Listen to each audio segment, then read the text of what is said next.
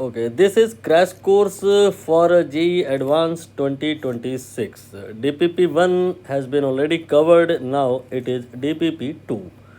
Chapter रहेगा unit and measurement and इसके अंदर अगर हम आके बात करें तो बात होगी यूनिट्स एंड डायमेंशन की।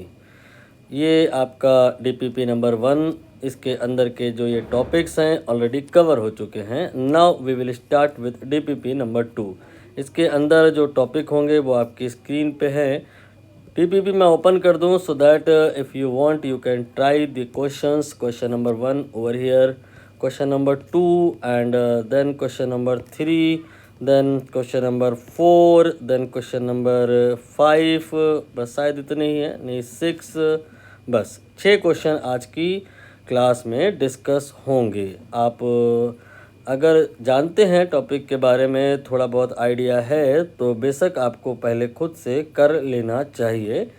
जो अगर नहीं कुछ आपको अता पता है तो चिंता की कोई बात नहीं है। पहले मैं थ्योरी आपको एक्सप्लेन किए दे रहा हूँ, देन आफ्टर इसके बाद आप इन क्वेश्चन को करेंगे तो बेहतर महसूस करेंगे, खुद से भी कर पाएंगे।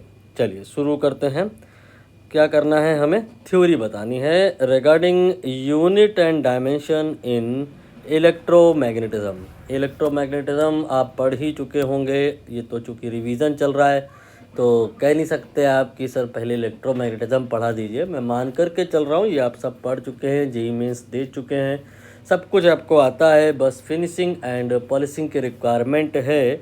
तो बात यहाँ पर हम करेंगे इलेक्ट्रोमैग्नेटिज्म में जो सबसे इम्पॉर्टेंट सेक्शन होता है उसकी। सबसे इम्पॉर्टेंट सेक्शन होता है कि म्यू नॉट और ई नॉट, ये दो क्वांटिटी होती हैं, इनकी डायमेंशन की।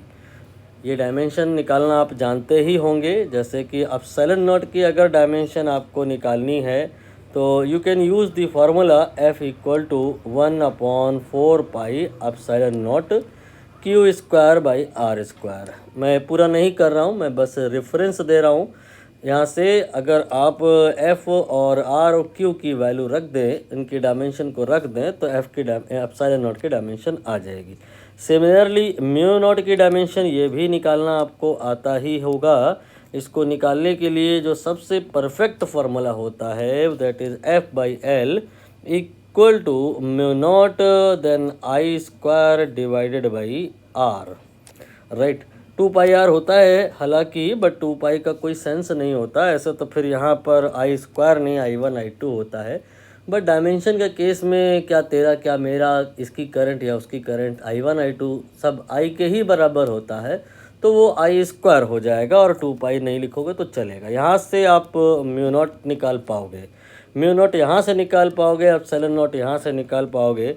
फिर आप यहाँ पर दोनों को मल्टीप्लाई करेंगे इनकी डायमेंशन को, तो पाएंगे क्या कि सर ऐसा है कि ये तो आपका जाना पहचाना आ रहा है, ये आपका आ रहा है L2 नहीं, L आएगा -2 एंड T आएगा +2। तो आप इसको कहोगे कि सर ऐसा जाना पहचाना कुछ खास तो नहीं है। मैं कहूँगा है, आप इसको LT-1 के ऊपर पावर लिखो -2, तब कहोगे हाँ ये जाना पहचाना है। LT-1 ये C स्पीड या वेलोसिटी की डायमेंशन है, आपको इसे याद करना है। Mu naught epsilon naught equal to 1/c square. दरअसल ये आप म्यू नॉट और एप्सिलॉन नॉट अलग अलग ना निकालें तो भी समझ पाएंगे। इलेक्ट्रोमैग्नेटिज्म EMV वाले चैप्टर में आपने पढ़ा होता है कि mu naught epsilon not 1/c square के बराबर होता है। ये कहानी कंप्लीट नहीं है, इस कहानी को मैं कंप्लीट कर दूं तो ऐसा है कि E/B ये भी आपका C के ही बराबर होता है। और अगर हम 1/√, में म्यू नॉट E नॉट निकाले तो ये भी C के बराबर होता है। जो तुम अगर सोच रहे हो कि E/B ये C के बराबर कैसे होता है, कोई मुश्किल बात नहीं है। आप E की डायमेंशन को निकालने पर विचार करें। कैसे निकालेंगे, इसके लिए जो परफेक्ट फार्मूला बैठेगा that is F equal to QE।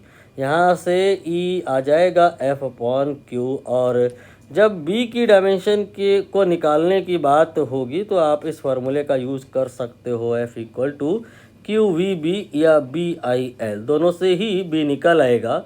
जैसे कि अगर हम इस वाले से निकाले तो b आ जाएगा f अपॉन क्यू वी। यहाँ से dimension of b and dimension of e निकाला जा सकता है और फिर तुम इनको डिवाइड कर दो।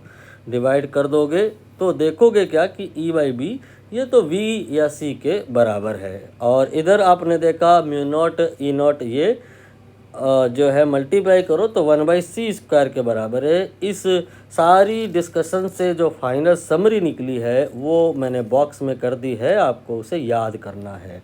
अभी भी लेकिन कहानी कंप्लीट नहीं हुई है। ये लोग जानते हैं, ज़्यादातर ये जनता जान रही है कि ये बहुत इम्पोर्टेंट है, तो बच्चे बच्चे को ये याद हो गया है।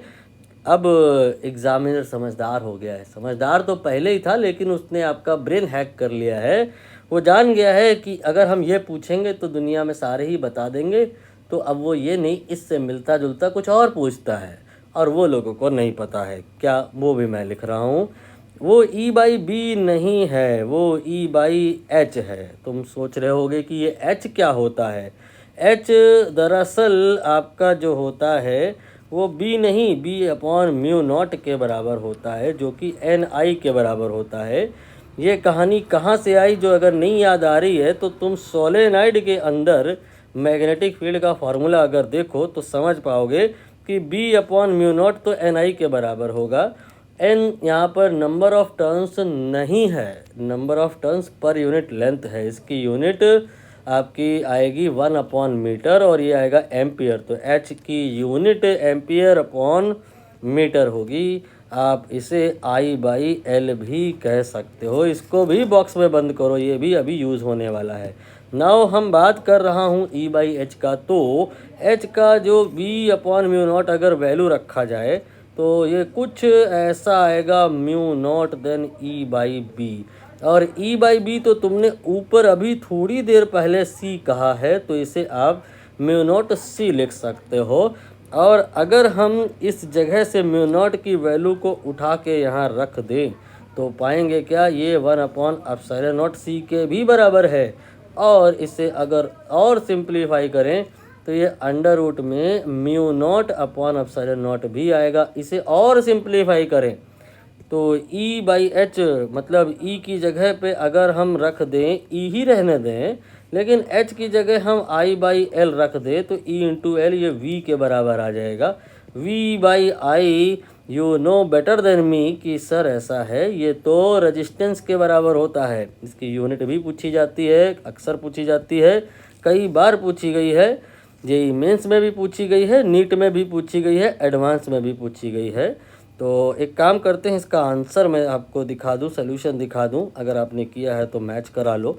ये आपका हो गया फाइनल बॉक्स जिसे आपको याद करना है। इसको यहाँ लिया मैंने, इसको यहाँ लिया और अब आप इसको बॉक्स में करके याद कर लेंगे।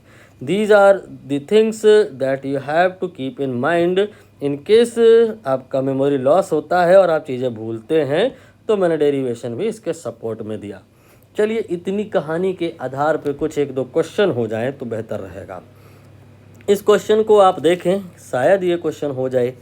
कहते हैं कि v और i के और एप्सिलॉन नॉट और म्यू नॉट c के टर्म में डायमेंशनली करेक्ट इक्वेशन पहचानो। क्या ये सही है? हम इसको सही ही मान के अप्रोच करते हैं, देखते हैं सही है कि नहीं है। पहले तो हम सही ही मानेंगे, बी पॉजिटिव। ऐसे ही बी को भी हम पहले सही मानेंगे, बी पॉजिटिव। बाद में अगर कोई कंट्रोडक्शन आया तो गलत हो जाएगी। यहाँ लिखा है म्यू नॉट आई स्क्वायर बराबर एप्सिलॉन नॉट वी स्क्वायर। अगर ये इक्वेशन सही है तो फिर mu naught upon epsilon naught V square by I square के बराबर होगा। और हमने अभी आपको बताया, बॉक्स में करके दिखाया, क्या दिखाया, म्यू नॉट एप्सिलॉन नॉट का square root V by I के बराबर है। अगर इस वाली कहानी का हम स्क्वायर कर दें, we get that thing and we cross multiply तो we will get that thing. So option A here perfectly correct. Now we talk about option B. Option B कहता है कि epsilon naught I equal to mu naught V, तो यहाँ से mu naught upon epsilon naught I by V के बराबर आएगा, जो कि आप अगर इधर से देखो तो ये v बाई आई स्क्वायर के बराबर है। मतलब ये r है और ये आपका 1/r है। तो आर स्क्वायर 1/r के ऑलवेज बराबर नहीं हो सकता, स्पेशल कंडीशन है, कभी r 1 हुआ तो हो जाएगा, but always true equation is not there, this is wrong. Now आप इसे चेक करें, ये आप लिखा है आप sine naught C into V I के बराबर। ऐसी गणित आपको कहाँ से दिख रही है? ये वाला और ये वाला अगर आप फोकस करें तो आपको समझ आएगा कि ये इक्वेशन सही है। इसको इससे मल्टीप्लाई करें, अब epsilon naught C into V, ये 1 इंटू आई के बराबर हो जाएगा। ये भी टिक कर दिया मैंने। और अब हम इसकी बात करेंगे। यहाँ लिखा है अब साइलन नॉट सी आई, ये तुम खुद से कर लो, ये गलत है। ठीक, चलो आगे बढ़ जाएं भाई थोड़ा तेज़ी में। यहाँ पर अगला जो कहानी है that is regarding Poynting vector, जो कि प्रश्न में कहीं लिखा नहीं है, मैं भी बताऊंगा, आप रीड कर लो, इसका आंसर मैच करा लो, मैं आंसर दिखा दूं, देख लो। ये आपका आंसर आया बी और D. These are two options here that are correct choices regarding the S vector. क्या है क्वेश्चन? Let me explain. कहते हैं ई इलेक्ट्रिक फील्ड है, बी मैग्नेटिक फील्ड है, आप इस एस वेक्टर को कंसीडर करो जो कि ई क्रॉस बी के बराबर है। नहीं, E cross B divide by mu naught के बराबर है। तो इसका जो डायमेंशन है इनमें से किसके मैच करेगा? तो E cross B divide by mu naught. ध्यान दीजिएगा, वेक्टर से यहाँ पर आपको पैनिक नहीं होना है, बात वेक्टर की नहीं हो रही है, बात तो यूनिट की हो रही है, डायमेंशन की हो रही है। तो ई की यूनिट निकालने के लिए मैंने आपको अभी क्या बताया कि तुम लिखोगे एफ अपॉन क्यू। ठीक है, बी अपॉन म्यू नॉट को तो मैंने सीधे सीधे ही आपको बता रखा है थोड़ी ही देर पहले कि एच वेक्टर के बराबर है।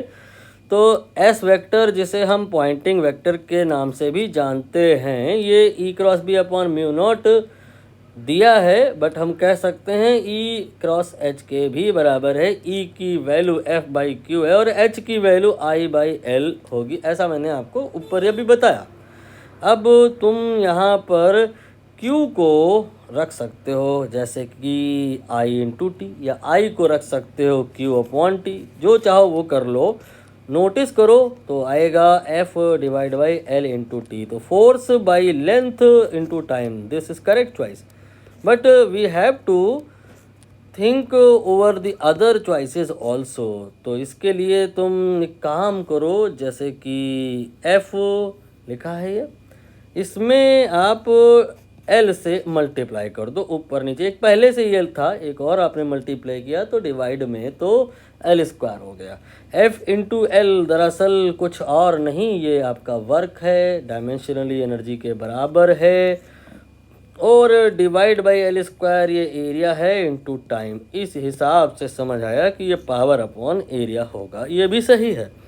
अब एनर्जी अपॉन वॉल्यूम, और ये आपको चेक करना होगा। ये तो दूर से ही समझ आ रहा है कि इस ऑप्शन में जो करंट है आई, एम और एल और टी, ये तो होगा ही होगा, बट साथ में आई यानी कि करंट यानी कि ए, ये भी प्रेजेंट होगा, जबकि यहाँ ए की पावर डेफिनेटली जीरो होगी और यहाँ पे ए की पावर डेफिनेटली नॉन जीरो होगी। So there is no scope कि ये और ये बराबर हो पाएँ। ये भी ऑप्शन एलिमिनेट हुआ, और सी तुम खुद से करोगे, ये भी एलिमिनेट होगा। बी और डी यहाँ करेक्ट हो जाएगा। आगे बढ़ जाइए, ये है आपका अगला प्रश्न।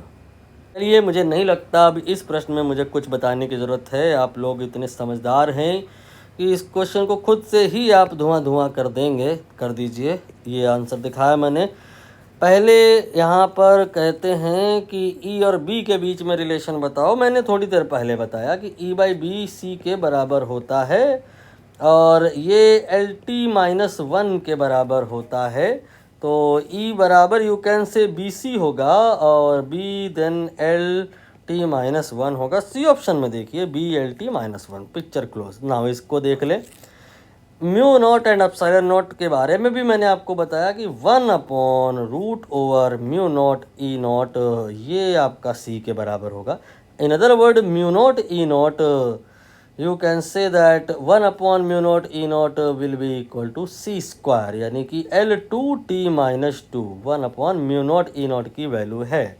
अब आप थोड़ा इसको क्रॉस मल्टीप्लाई करें तो म्यू नॉट निकल के आएगा एप्सिलॉन नॉट की power -1 and L -2 and T +2। कोई भूल चूक हो तो माफ़ करिएगा, आंसर देख लिया जाए। डी ऑप्शन आया है और हमारा जो आया है वो भी डी है, तो फिर ये सही है। चलिए आगे बढ़ जाइए, आगे बढ़ गए। ये रहा आपका अगला प्रश्न, आपकी स्क्रीन पे थोड़ा अलग। इसके लिए मुझे हल्की सी थ्योरी बतानी पड़ेगी। आप एक बार हेडलाइन को फोकस करें। कह रहे हैं कि यूनिट एंड डायमेंशन की ही बात होगी इलेक्ट्रोमैग्नेटिज्म में, लेकिन हम बात करेंगे।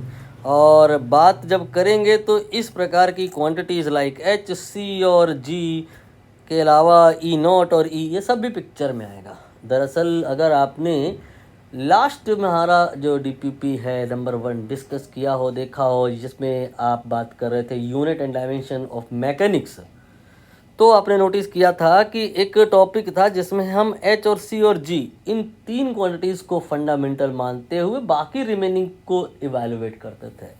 यहाँ भी कुछ ऐसा ही है, बस एक्स्ट्रा ये है कि एप्सिलॉन नॉट एंड ई जैसी क्वांटिटीज़ ये भी अब पिक्चर में आएंगी। तो पहले जो हमने पुराने सेशन में कहा था वही लिख देते हैं, उसी को एक्सटेंड कर लेंगे। मैंने कहा था कि तुम एनर्जी का फॉर्मूला लिखना, E बराबर mc²। ये फार्मूला कक्षा 1 में बच्चों को आता है। आइंस्टीन का बड़ा खौफ है पूरी दुनिया में, बच्चा बच्चा इस फार्मूले को जानता है, तुम वही लिख दो। बट लेकिन और फार्मूले भी तो होते हैं एनर्जी के, जैसे कि Gm²/r, ये है ग्रेविटेशनल पोटेंशियल एनर्जी। और भी तो फार्मूले होते हैं एनर्जी के, hc/λ, ये फोटोन की एनर्जी है। और एक फार्मूला अब और एक्स्ट्रा आएगा, क्यों? क्योंकि हम यूनिट एंड डायमेंशन की बात कर रहे हैं, but not in mechanics, in electromagnetism. So there must be atleast a one quantity over here जो करंट या चार्ज को पिक्चर में लेके आए, क्योंकि इलेक्ट्रोमैग्नेटिज्म में आप एटलीस्ट करंट या चार्ज किसी एक क्वांटिटी को फंडामेंटली डील करते हुए रिमेनिंग को डिराइव करेंगे। आई होप आप थोड़ी थोड़ी मेरी बात समझ रहे होंगे, अभी थोड़ी देर में पूरा समझ जाएंगे। एनर्जी का ही एक और फार्मूला ढूंढिए, लेकिन इलेक्ट्रोमैग्नेटिज्म के दायरे में रह के ढूंढिए, तो तुमको याद आएगा सर एक और होता तो है फार्मूला। ये लिख दिया मैंने, ग्रेविटेशनल पोटेंशियल एनर्जी का फार्मूला। ये लिख दिया ग्रेविटेशनल पोटेंशियल एनर्जी का फार्मूला। दरअसल Q1 Q2 के Q1 Q2 बाई आर आपने फार्मूला पढ़ा होगा, उसी में Q1 Q2 क्या तेरा क्या मेरा, चार्ज चाहे इसका हो या उसका हो, सब जगह Q ले सकते हो और Q को E ले सकते हो, वही लिख दिया मैंने। तो ये ग्रेविटेशनल पोटेंशियल एनर्जी हो गया, ये आपका ग्रेविटेशनल पोटेंशियल एनर्जी हो गया, और ये आपका जो है ये आपका electro potential static potential energy हो गया। Now as per need we will equate. जैसे कि अगर हम अपने इस क्वेश्चन में बात करें तो कहते हैं कि डायमेंशनलेस क्वांटिटी एक है कुछ इस मिजाज की कि E की पावर अल्फ़ा, एप्सिलॉन नॉट की पावर बीटा, H की पावर गामा एंड C की पावर डेल्टा। तो अल्फ़ा, बीटा, गामा, डेल्टा, इन सब की वैल्यूज़ के बारे में आपका क्या ओपिनियन है? आप बताएं क्या क्या हो सकता है। मतलब हमें मोर और लेस इन क्वांटिटीज़ को रिलेट करना है। तुम सोचो यहाँ पर हम कौन से 2 टर्म सबसे पहले कंसीडर करें जिससे कि पिक्चर में इस तरह की क्वांटिटीज़ आने लगे। बहुत आसानी से समझ आएगा, इसको और इसको कंसीडर करें। hc/λ we have to equate it with 4πε0r and lambda R ये कैंसिल कर दो, कारण सीधा है, दोनों मीटर में होते हैं, डायमेंशनली इक्वल है, so they will cancel. 4π here is meaningless, dimension होती ही नहीं है, लिहाजा we can say that E square dimensionally equal to hc/ε0। Very simple. अब आप ये भी कह सकते हो E² H की पावर -1 C की पावर -1 एप्सिलॉन की पावर -1, ये डायमेंशन लेस होगा। और अगर कोई डायमेंशन लेस चीज़ है और उसकी पावर तुम 2 3 4 5 कर दो तो वो भी डायमेंशन लेस होगा। इसकी पावर 2 कर दो, चाहे 3 कर दो, चाहे 4 कर दो, चाहे n कर दो, तो E की पावर 2n, H की पावर -n, C की पावर -1, एप्सिलॉन नॉट की power -n, it will be dimension less.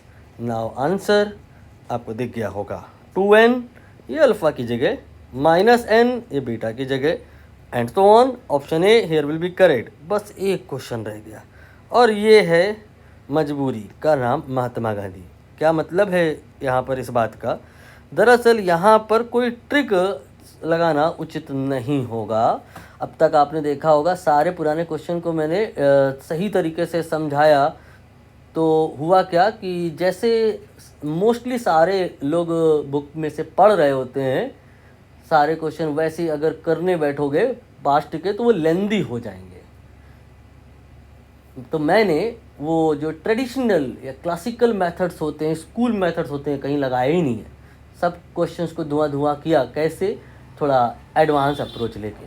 But यहाँ पर मैं कहना चाह रहा हूँ आपने एडवांस अप्रोच नहीं लेनी है। स्कूल का method, traditional method, basic method, classical method वही लगेगा। क्या कहता है वो कि अगर कोई क्वांटिटी किसी ने कहा कि 4-5 क्वांटिटी पर डिपेंड कर रही है, अल्फ़ा, बीटा, गामा और डेल्टा हमें निकालना है, तो तुम क्या करोगे, इक्वेशन को कंसीडर करके इन इक्वेशन ईच क्वांटिटीज़ की डायमेंशन पुट करके इक्वेशंस बनाओगे और उन इक्वेशंस को सॉल्व करोगे, तब जाके फाइनल आंसर आएगा। यहाँ भी वही करना है। No need to consider about any trick over here. So here examiner saying कि जो मैग्नेटिक फील्ड है सर जी B, वो डिपेंड कर रहा है इस पे यानी कि E पे और मास पे और प्लैंक कांस्टेंट पे और K पे।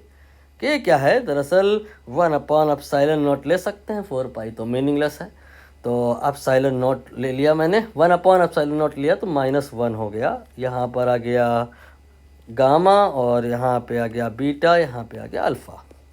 Now we have to put the dimension of each quantities and finally we have to make the equation and then we have to solve. एक ख्याल इस प्रकार का मन में आ सकता है कि सर हमको तो बचपन में सिखाया गया था कि इस तरह से जब हम करते हैं इक्वेशन बना के सॉल्व तो 3 इक्वेशन बनती हैं अप टू मैक्स एंड 3 ही वेरिएबल होते हैं। इससे ज़्यादा अगर कुछ हो जाए तो डायमेंशनल सिस्टम में फेलियर होती है, और हमारे सर ने कहा dimensional analysis can not be applied if number of variables are more than 3। यहाँ तो सर 1 नहीं बल्कि 2 नहीं 3 4 हैं, 3 से ज़्यादा हैं, तो डायमेंशनल एनालिसिस यहाँ नहीं लगेगी। ये मन में आपके ख्याल आ सकता है जो कि गलत है। यहाँ डायमेंशनल एनालिसिस 4 वेरिएबल है तो भी लग जाएगी। वो इसलिए कि जहाँ पर जो क्वांटिटीज़ इन्वॉल्व हैं उनका जो रेंज है, उनकी जो पकड़ है वो मैकेनिक्स के बाहर तक है। इलेक्ट्रोमैग्नेटिज्म की भी क्वांटिटीज़ इन्वॉल्व हैं एंड इलेक्ट्रोमैग्नेटिज्म की जो क्वांटिटीज़ होती हैं उनकी जो डायमेंशन होती है, उनकी पकड़ केवल एम, एल और टी, मास, लेंथ, टाइम तक नहीं होती है, एम्पियर से भी जाती है। तो आप अभी देखोगे क्या, निसंदेह यहाँ पे नंबर ऑफ वेरिएबल्स 4 हैं, फिर भी ये क्वेश्चन सॉल्वेबल है क्योंकि इक्वेशंस भी 4 ही बनेगी। एक m की पावर को बराबर कराओगे तो बनेगी, एक l की पावर बराबर कराओगे तो बनेगी, एक t से बनेगी और चौथी a की बराबर कराओगे तो बनेगी। b की डायमेंशन पर रखने पर हम विचार करें। हम आपको शुरुआत में बता दिए थे कि b की डायमेंशन तुम निकालोगे कैसे। f बराबर तुम QVB या BIL लगा सकते हो, तो b का वैल्यू यहाँ से F/IL आएगा। MLT-2 ये हुआ F और डिवाइड बाई IL। IL यानी कि A और इसके बाद L, L से L कैंसिल हो गया। हालांकि मुझे याद है MT-2 ये होता है आपका सरफेस टेंशन और डिवाइडेड बाई A अगर कर दिया जाए तो ये B आ जाएगा। Finally B can be written M1 L0 T-2 and A-1। आपका मैच करा लें, कहीं हमने गलत तो नहीं कर दिया है, गलत तो नहीं किया है।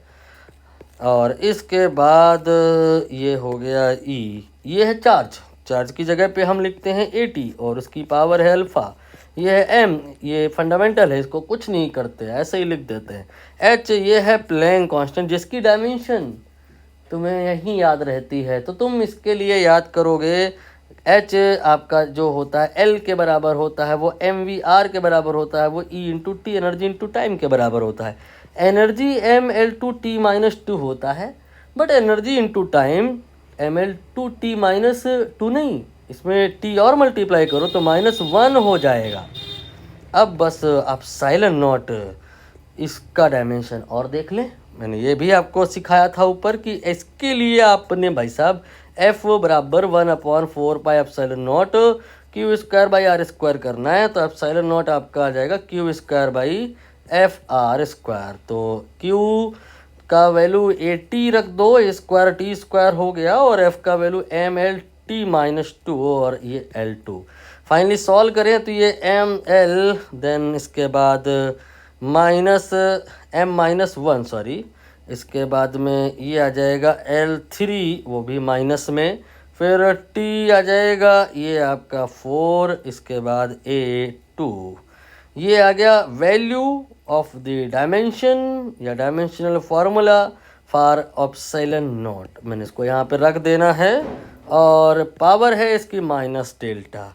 Now we will make the equation. से इक्वेशन बनाने पर अगर ध्यान दें तो m की पावर इधर तो समझ आती है अपने को 1 होगा, इधर कैसे समझ आएगी?